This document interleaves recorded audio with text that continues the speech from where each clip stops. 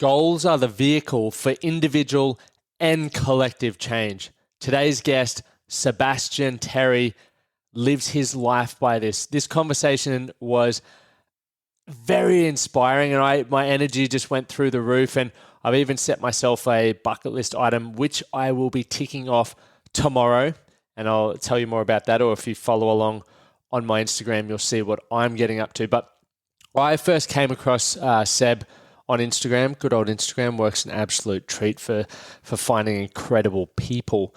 And I reached out, flicked him a message. I was like, mate, I love what you're up to. Your content is inspiring. I watched your TED Talk.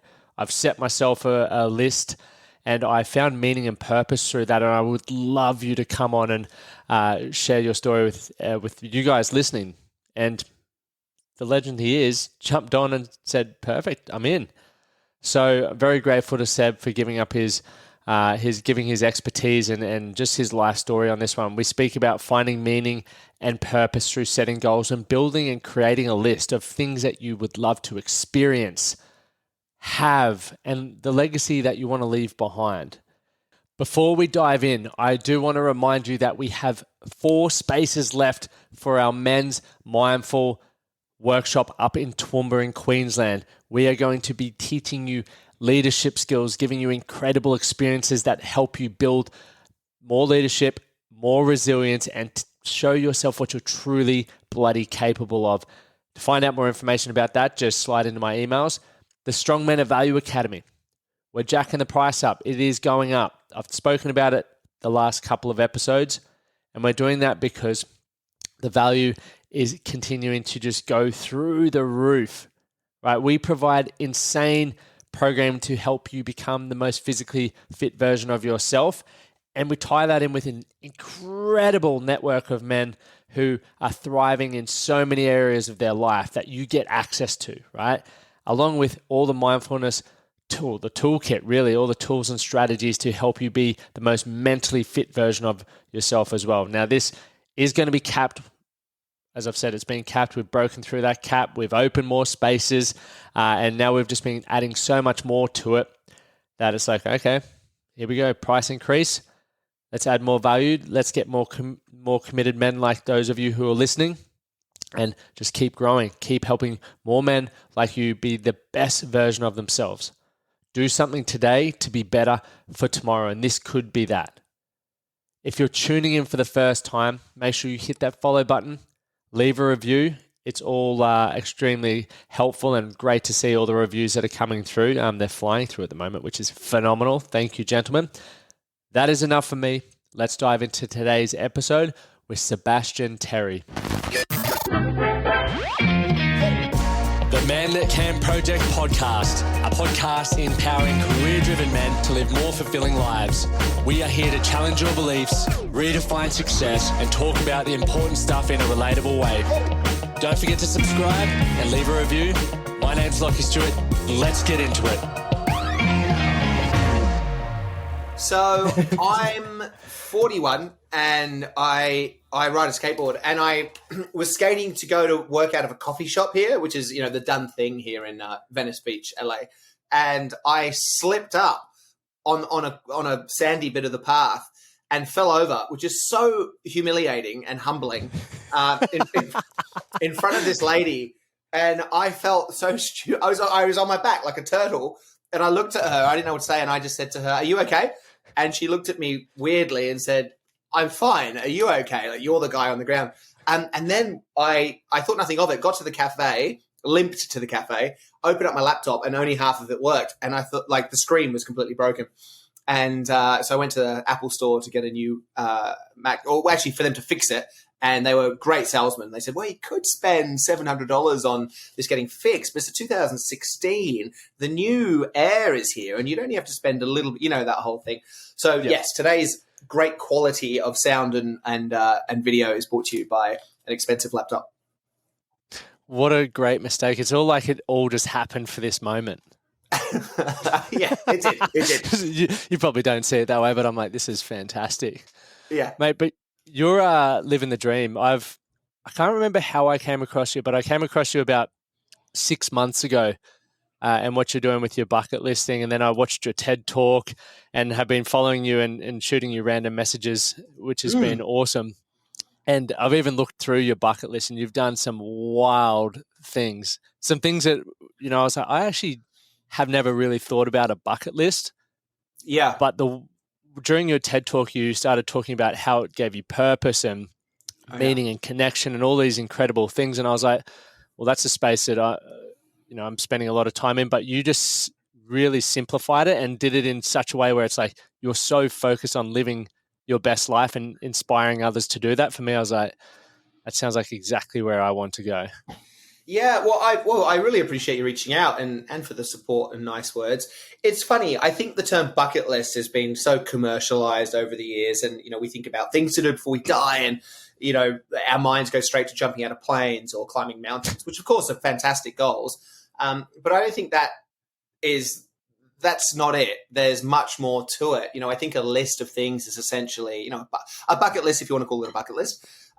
It's a list of priorities in our lives which are important, and a list, if really committed to, reminds us what the important things are that are going to help us grow as people. I think lists ultimately, and certainly my list, I can only talk for myself, but my list is basically a vehicle for me to be the best version of myself by helping me, reminding me, and encouraging me to commit to things that are important to me. And goals don't have to be just wild and adrenaline fueled. I think some of them should be, by the way, but they can very much be timid and simple and professional goals as well. Goals for other people. It's amazing once you start looking into it, what a list actually stands for. What sort of set it off for you to start doing this?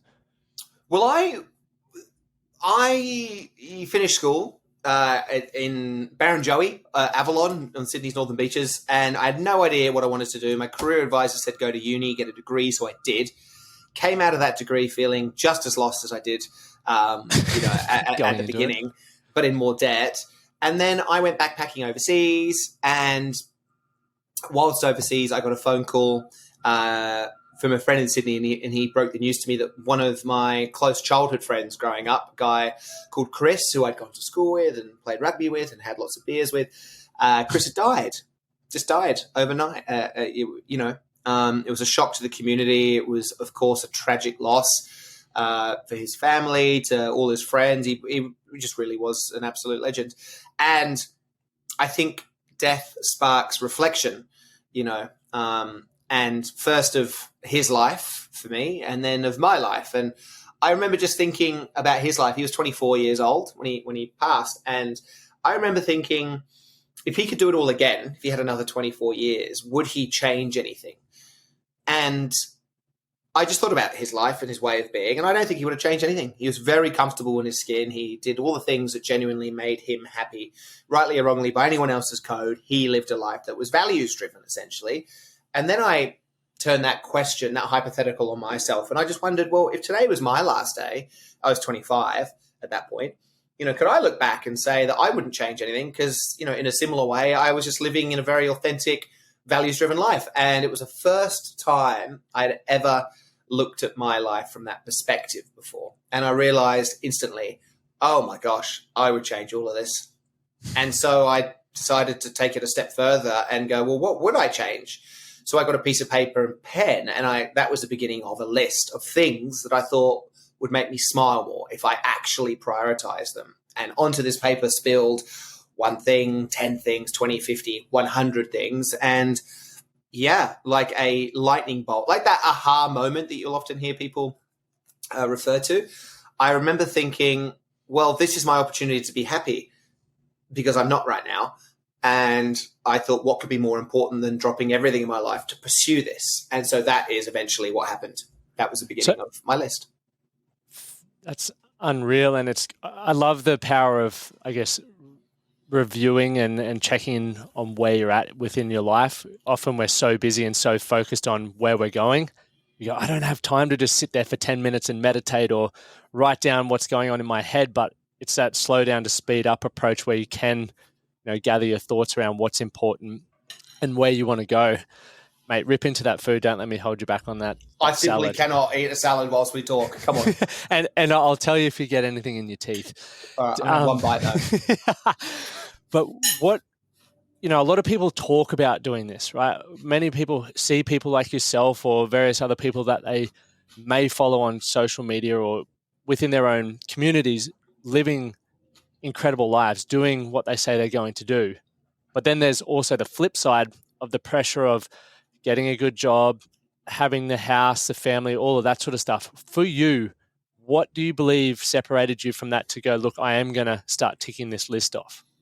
Well, I don't think the two are necessarily mutually exclusive to each other. As I said, I think a proper list, a meaningful list of goals should reflect every aspect that you consider important in your life. And I think if people aren't thinking about what they're doing for work, there's a big miss. Having a job which makes you feel good is crucial. Of course, it might sound a little bit idealist, but we have a choice. And so I think, work, I think having a house is the same as jumping out of a plane or, going on a trek or singing the national anthem on a sporting field. I think they're all things that should be given equal weight. Of course, now 13 years on from starting this, by the way, this has obviously grown into something I never could have thought of. And so I do a lot of speaking and, have books and stuff. And I'm somewhat of this is going to sound so obnoxious, but somewhat of an authority in this world of goal setting, goal striving, community building, being happy, helping people, whatever. So the way that we would teach this, the foundation of this, I should say, is this thing called a wheel of life. And if you imagine, a bicycle wheel, the spokes give it structure and allow it to spin and be, function essentially. If you then imagine that wheel represents your life, the question I think is really important before what's on your bucket list is, well, what are your spokes? What are the core aspects of your life that without you simply wouldn't be yourself? You would feel empty. There's a few ways to get to that point, and I won't bore everyone now. But if you can identify your spokes, that is a starting point. Now, having done a lot of, we developed a Live Your List program for individuals and organizations. And we found over 2 years that there are 12 commonly shared spokes. So there is travel and adventure, romantic love, key relationships, creativity, volunteering / impact. But there is also professional development, emotional wellness. There's a myriad of things. You don't have to have 12. In fact, we find that there are between 7 and 8 on average per person. But yeah, on there is professional goals. On there is family. On there is financial security. And so when you talk about buying houses or, starting a family or having a job, it's in the same space. It's in the same conversation as doing a marathon or starting a garden. They're the same. They're the same things. They all make us feel good. That's what I have found over time. Sorry for rambling here, but that's what I found is true. I found that we're all the same. We all want to feel good. We all want to feel a sense of meaning and purpose in our life. We want to be doing things that matter. So whether that is, buying a house or whether that is learning to, play Sudoku, identify what your goals are and go for them. That's awesome. It's definitely all, I guess, leaning upon each other, the impact that you have the satisfaction of completing a marathon or jumping out of a plane then gives you a certain level of satisfaction and fulfillment. Then when you walk into the office on Monday, for example, you're like, just did this awesome stuff. Now let's crush it at work in something that I'm, extremely passionate about and really enjoying and loving. So there's a key takeaway there for those who aren't aware of maybe what your spokes could be. Head over to your website, which I'll put in the links to go through that process. But make sure you don't just listen to this. Give yourself 30 minutes minimum. I'd say 15 to 30 minutes to sit down and actually start doing this stuff. It will change your life. What's I know you've got on the red carpet, you've done some wild stuff. You can actually view your list on the website as well. What's been one of the most hilarious stories you've got from the whole bucket list experience? Or I'm not going to say the bucket list, sorry. No, it's okay. Mate, I mean, honestly, like a million. I have a million. I haven't done all the 100 things, by the way. I've done 76. I've still got 24 to go. But Oh, mate. Well, I did stand-up comedy. I'd love to think that was hilarious. It was all right.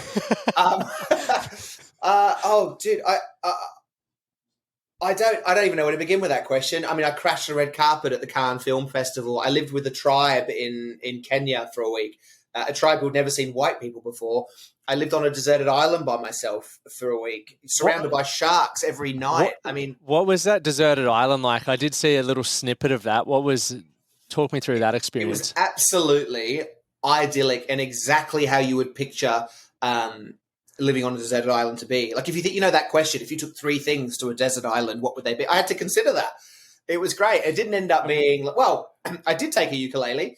I also took a ham. Yeah, I wrote a song on there because I was there for a week. So I tried to do something different every day. So day 1 was about exploring the island. Day 2 was about foraging for things to make a costume, an outfit for me. So I wanted to keep my mind busy.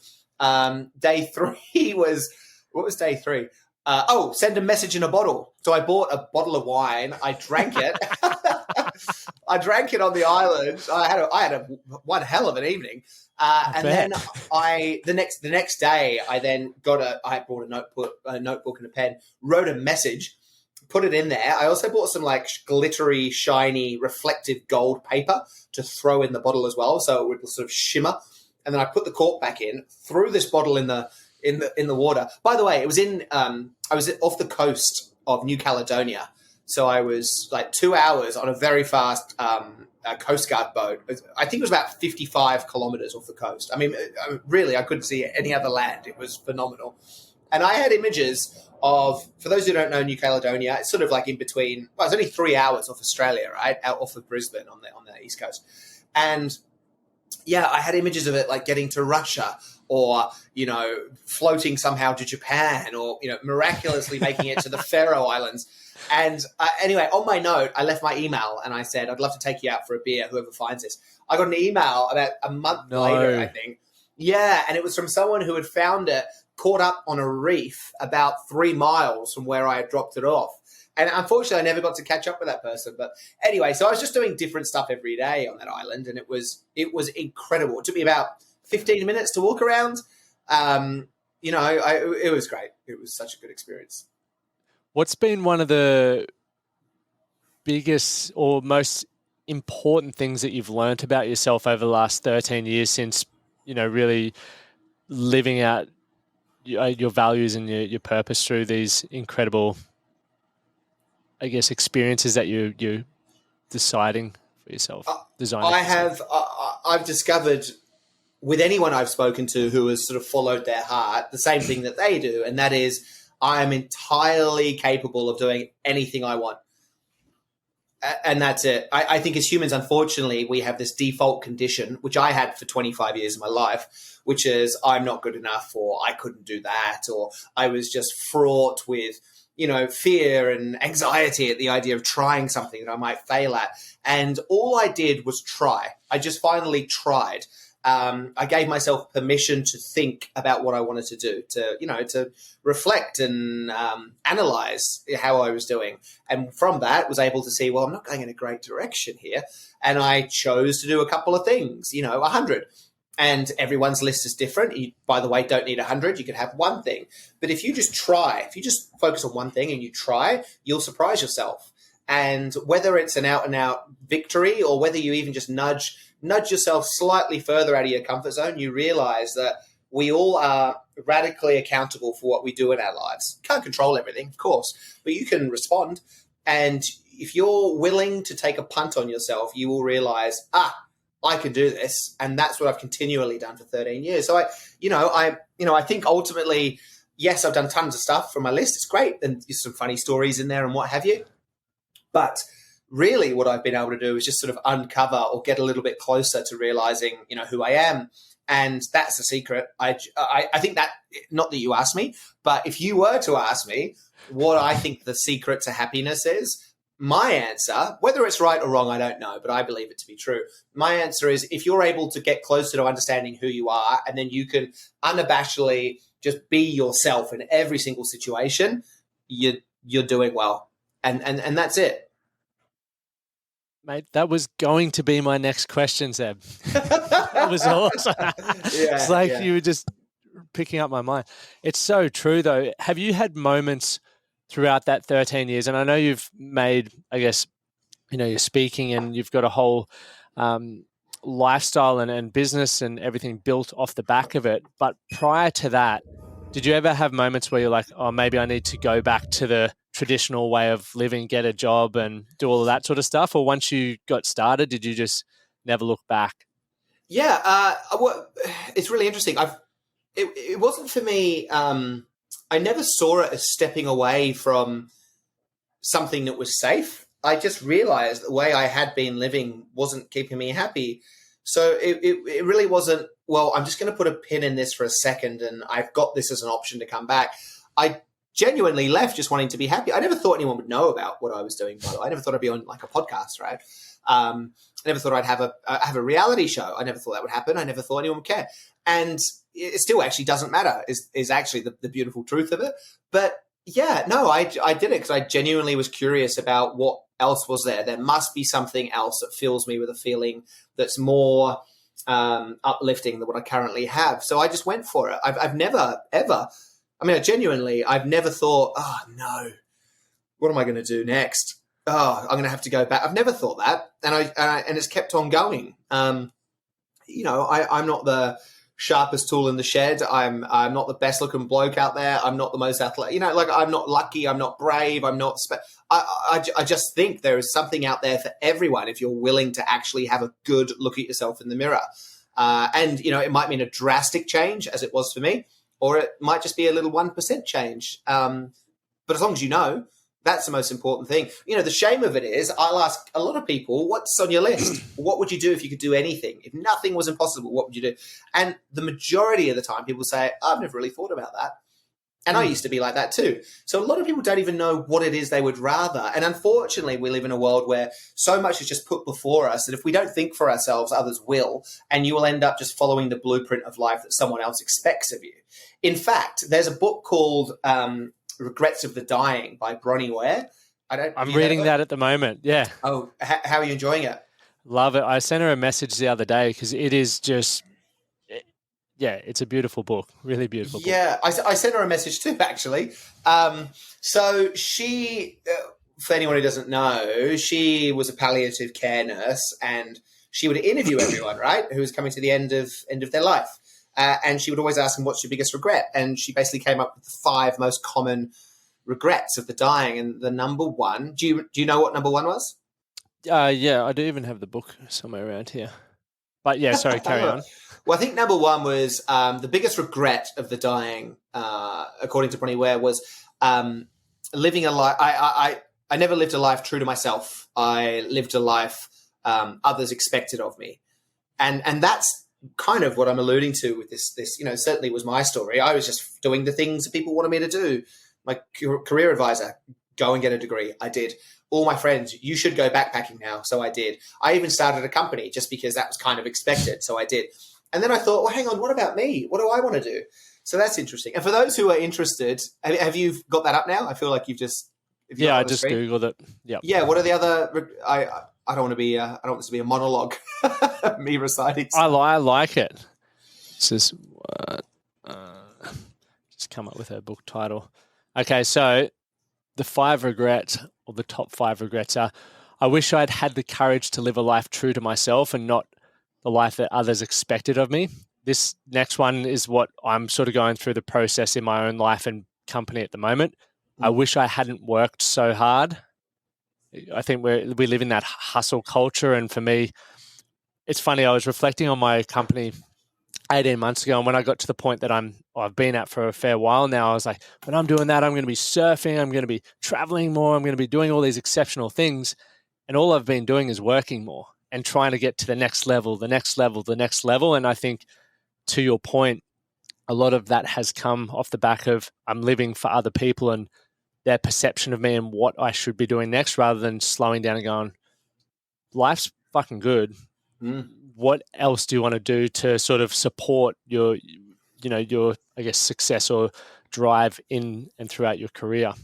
The third one, I wish I'd had the courage to express my feelings.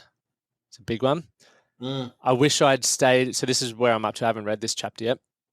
I wish I had stayed in touch with my friends, and I wish that I had let myself be happier. Yeah. And the remarkable thing for me as you read those, every single one of those is just a choice. It's not, if a bit of luck happens, those things will fall into place. Everyone's a choice. If you listen to the language, I wish I'd let myself be happier. That is a choice, to go down that path. I wish I'd worked less or less hard is an absolute choice. On that point, by the way, I think like that can sometimes be misinterpreted, like I just shouldn't work. I do believe if you enjoy what you do, not to sound too cliche, but you never work a day in your life. Maybe that's not quite true, but I think having meaning in your work, in your professional life is important. I wish I'd had the courage, as you said to begin with, to live a life true to myself. It's a choice. You just go for it, that you don't have to wait for anyone to suggest anything or do anything for you. That's a choice. I wish I'd expressed myself more, my feelings more. That's something that's like really common in, with men, I think. We tend not to, women too, but I think men specifically, the percentage of men who don't express their feelings is far higher than women. What was the other one? Oh, stay in touch with friends. Again, they're all choices. And so, the thing you can learn from that is, well, hey, if these are the 5 most common regrets of the dying, take notes. This is how you avoid it. And you avoid all those things you can make a list right now of who are my closest 3 friends? I'm going to organize, a beer with all of them or whatever, Yep. It just, for me, it goes all back to simple goal setting practice. And and actually setting the goal and intention. It's very, very, even on my iPhone, the beautiful thing about iPhones, you can set your favorites list and stuff. So I have my top 8 mates that I make sure I message and call every week. And, we book all of these things. And so I got married last October, but we did a week-long festival. It was amazing. And then everyone at the festivals, or at the wedding, is like, oh, we should do this every year. If we all put in X amount and just do this, I'm like, fucking oath. But the chance of it actually happening is very low because life gets in the way. Unless it's like a wedding or a funeral, we don't necessarily prioritize catch-ups because, once again, we're so busy. But if we can slow down and think forward, if I want to catch up with my good mates every quarter or whatever, let's book something now rather than just getting to March and going, oh, we should try and catch up and everyone's already booked doing certain other things. Yeah, completely. And it's all choices. I mean, I don't know. I sound silly saying this, but I just feel it just needs to be absorbed by anyone. It's just all a decision. Take an action step. Like that is as simple as picking up your phone, texting one of your besties. You tell me, and saying, "Hey, let's catch up." That takes 3 seconds. Yet we tend to put that off. And I'm not perfect. Like I still do this stuff. I still have procrastination and etc. But yeah, it's empowering if you suddenly realize, oh, it's all up to me. How great. I agree. What there was something that just sprung to mind there for me was thinking about, so moving to, I guess, taking action was one thing that you said. It's important just looking at that action step. You got a big American flag behind you there. Obviously, you grew up in the northern beaches of Australia. Yeah. What took you over to America and why? A TV show, actually. So I was doing talks over here. And so I'd fly out from Australia, from Sydney. And then I gave a talk one year at this incredible summit called PTOW, PTTOW. It was a marketing summit. And I got on stage and I gave my keynote. And then at the end, a producer came up to me and said, oh, hey, we want to make a show about what you're up to. And I said, oh, that's cool. And I was very blasé. I sort of didn't follow up with it. And then the next year, I got invited back to speak again at the same summit. And the guy, his name is Keith, was there still. And he said, where'd you go? What happened? And I said, oh, I didn't think you were serious. And he said, he's like, I am, let's talk. So we ended up signing a deal to do a TV show, a reality show. And he said, what do you want it to be about? And I said, well, I think I should help people with their goals. And so we did this show. It was 26 episodes based all out of America. So I came over here to film that. It was an incredible experience. And then I realized that America isn't, it's America has so much opportunity, and the market is a lot bigger than Australia for anyone really who's interested in kind of expanding what they're doing. That's at least what I thought. So I decided to base myself here because with what I'm doing, yes, I'm doing keynoting, and we're doing a lot of corporate wellness / staff development programming out here, which certainly lends itself to being in the US again, because it's just a lot bigger, right? Yeah. And I have another few ideas that I've sort of voiced before around connecting people to engage in acts of kindness, and I think this could be a really good place to do that. So, and also not to forget, I just love adventure, and I love living life, and it just felt like an exciting throw of the dice to be here. So I'm 5 years into being based in LA. I love it. I think it's so cool to hear you say that, because when we were exchanging voice notes, you're probably one of the only people to voice note me back. I always voice note and people just text back. I'm like, come on, let me hear what you sound like. A bit creepy, oh, yeah. But we're in the process of moving to Nashville, going through that whole visa process and everything like that, which is exciting. But there was a bit of resistance originally around but then when we were over in Nashville just a couple of months ago, and my wife heads back over in 2-3 weeks, I was just like, the opportunity there and the way people supported us when we were there and introduced us to certain people, I was just like, this is incredible. Like, as an individual, I'm going to get to experience so much. I'm going to be able to learn from incredible people that such as yourself, like I look up to and aspire to, have similar things and achieve similar things. And I'm like, Australia is always I believe it's always going to be here for me. And I just take a little adventure and see what comes of it. Yeah, I know there's a guy called Ryan Campbell who you should have on your podcast. He was the youngest person to ever circumnavigate the globe in a plane by himself. And I think he was 16, and he's Australian. And then he had a plane crash and became a paraplegic, then relearned how to walk, and now is a flight instructor, and he does I know him from keynoting, from speaking. But he's based out of Nashville, so I'd love to connect you. That would be amazing. Over there. Yeah, really good guy. Yeah, well, it'll be good. I'll hit you up as well for a beer or a coffee when I head to LA as well, which will be amazing. Yeah. Wanted to as well ask a question, because I'm always curious about people who've had impacts on people like yourself who are doing amazing things. But I'd love to hear, I guess, 2 to 3 people who've been the most influential on you and how their influence has impacted you.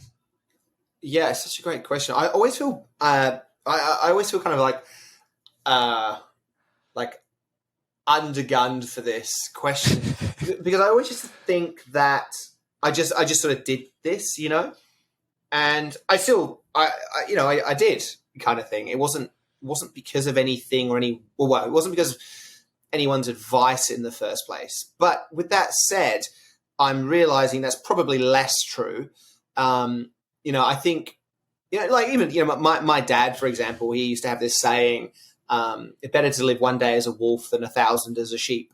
And I was like, oh, that's cool. I remember picking that up at a young age. And then I also remember my mum showing me a letter that she had kept. My dad's British, and he had written to the English Prime Minister at the time, back in, I don't know when, the 60s or something, saying my dad's sort of like unathletic, and he's like an engineer, and he wrote a letter saying, hey, I want to propose to be the first solo rower across the Atlantic from England, from Southampton to New York.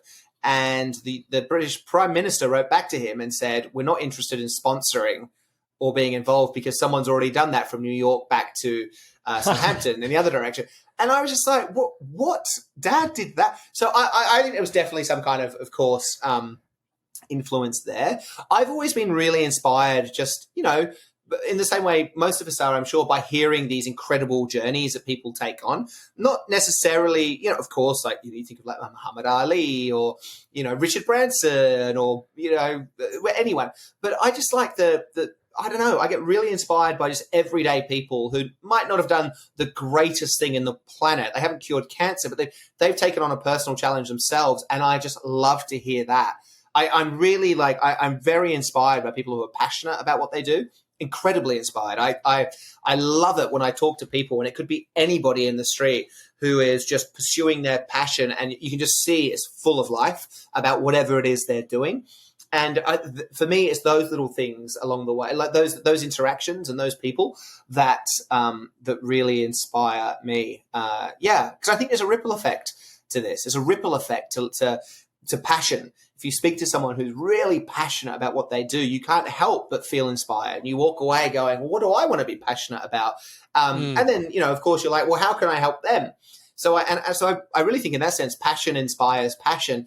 And you don't have to get it from, a famous person. You can get it from anyone. I love that outlook. And when I originally started this podcast, I didn't go looking for celebrities or famous people, etc., because very similar approach. Like every person in my life has something that they're an expert in, or something that when you get them talking, it's like they'll never stop, and you feed off that energy. And I think it's very important for, especially in today's society, definitely have your people you aspire to be like, maybe on social platforms or doing amazing things, but look in your own local network and champion those people as well. Like if you can get them and continue to remind them to talk about and express what they're passionate about, it only influences, and as you said, has that ripple effect through your community, which once again, it's going to come back to you as well when you may be having a flat day or, moments like that. Because, we don't always get time to speak to, cricketers or those people that we want, but we have the opportunity to speak to those closest to us.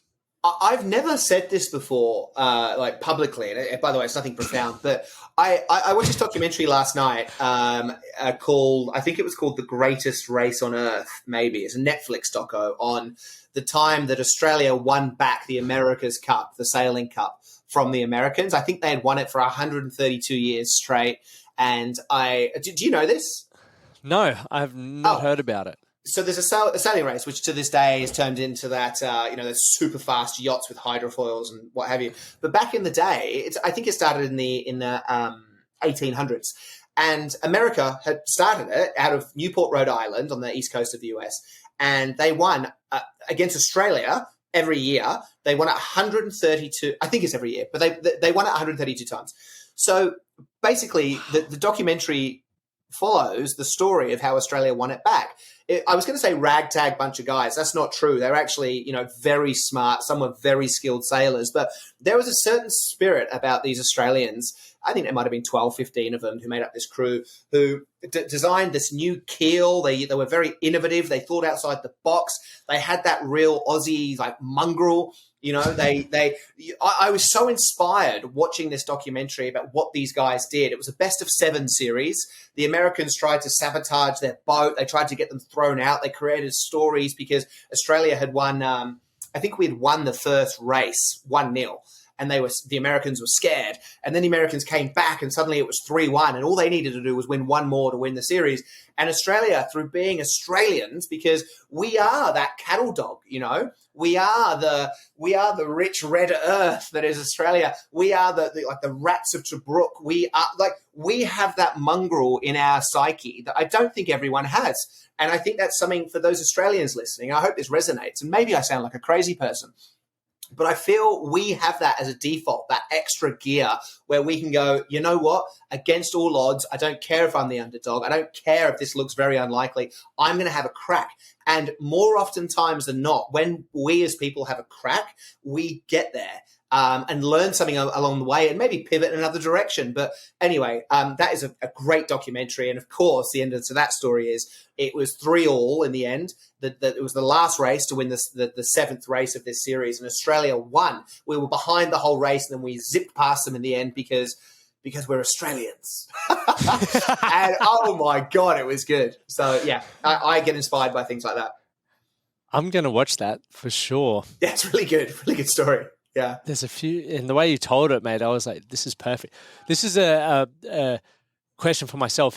You speak so well. Have you ever like done any training around it, or have you just Oh no! Well, naturally? thanks so much. What do you mean? Do I come across like I'm speaking well? Is that how you mean? Yeah, like yeah, very engaging. The only reason Oh, why I say this is I'm doing vocal coaching at the moment because I tend to mumble and speak to okay. a whole heap of things. So every time I hear people who I'm like, this is super engaging, I'm like, are you just a natural at it, or Again, this sounds so obnoxious. I've never had training, so I guess it's come.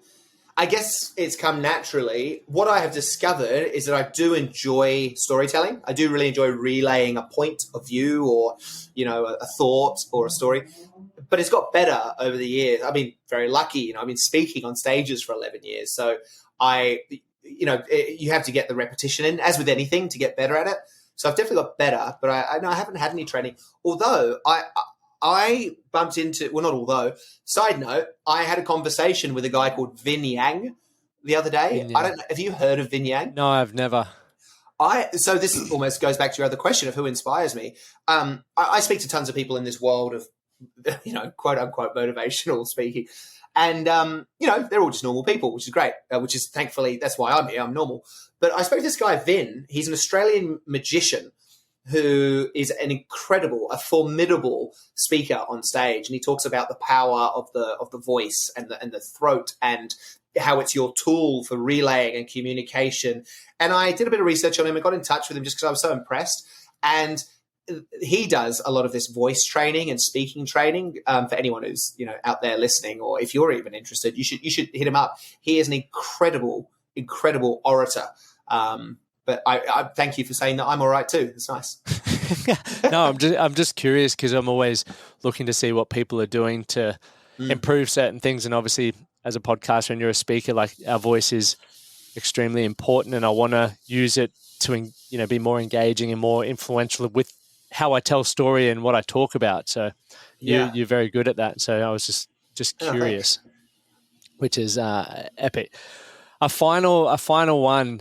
If you could be remembered, and I have an idea or an assumption of what this may be, but if you could be remembered for one thing, what would it be? Um, well, this is going to sound very controversial. I don't care. Yeah, it's none of my business. I don't worry about that. Yeah. Yeah, I mean, if I had hopefully something positive, which I think might be the case, but yeah, I don't know. I don't really worry. I mean, in line with, of course, like I have a great, deeply rooted desire to help and support other people be the best version of themselves. And, I've sort of dedicated and crafted my life in a way which is that's what I do, whether I'm speaking or my book or this reality show or a documentary or whatever these things are that I do. The point of it, the absolute point is to just get people along for this incredible ride that every one of us should be having. And so I suppose if, I wasn't here and I had to be remembered, hopefully it'd be whatever the specifics of it would be, hopefully it would be something that would catalyze, a bit of motivation or action in a positive way for people. That would be it. Awesome. And where can people, find out about where you're speaking next, or follow your TV show and all of those sorts of things? You can go to sebastianterry.com, which is my speaking site. Or 100things.com, 100things.com. Cool. If anyone is interested in kind of taking on that journey of, actually looking to put a list together and learning some tools of how to do that properly and then how to action that, we have an 8-step process called the Live Your List process. If for any listener of yours, I'm very. If anyone wants to write to me and they're interested, I'll give you it at half price. It's only $100 to start with. But if anyone wants to do that, let me know. Instagram Seb100things. Epic. I'll put all of those links in the description below for everyone. But Seb, thanks so much for making the time. It's been a pleasure, and I look forward to. One thing I was going to share. I was after our. I watched the TED Talk. Going back to when you said you asked people, what's on your list, and most people say I haven't thought about it. That was me as well. Or not thought of things outside of work. I was like, what's something that could be a little bit naughty for me and like outside of my comfort zone. And for me, I'm flying down to Melbourne midweek to hit up the wave park because I travel for work and all of that. Or I'll go on a Monday or Friday and make it a long weekend. But I was like, if I go midweek, that really, ruins the flow of how I run my life. And I'm purely going down to surf at the wave park, get a few sessions in and flying back. So that's one thing that's happening in the next couple of weeks. Oh, amazing. Is that at Urban? Yeah, at Urban. Oh, that's great. That is fantastic. Good on you. Mate, it must be cold over there right now though, right? It's freezing, mate. That's why my hair's all frizzled because as I was walking back from my last meeting, it was storming. It was just bucketing down. Oh no. Mate, I surfed Urban, the one in Melbourne, in winter. What? No. I tell a lie. I surfed the same technology, the Wave Garden. I surfed it in Bristol, England in winter. And and it was just ridiculous. I couldn't feel my feet. I couldn't take off. I couldn't stand up towards the end of it, which was disappointing. But you'll have a ball. It won't be as cold as that. I got that wrong. I hope not. I'll wear some booties if needed. I'll just put the booties and the hood on. Yeah, exactly. Mate, thank you so much for having me. I really appreciate it, Lockie. Thank you for listening to the Man That Can Project podcast. My name is Lockie Stuart, and I hope you enjoyed this episode and found it helpful. If you did, please take a moment to rate and review the Man That Can Project on your favorite podcast platform. And don't forget to subscribe to stay up to date with our newest episodes. We'll see you again next time.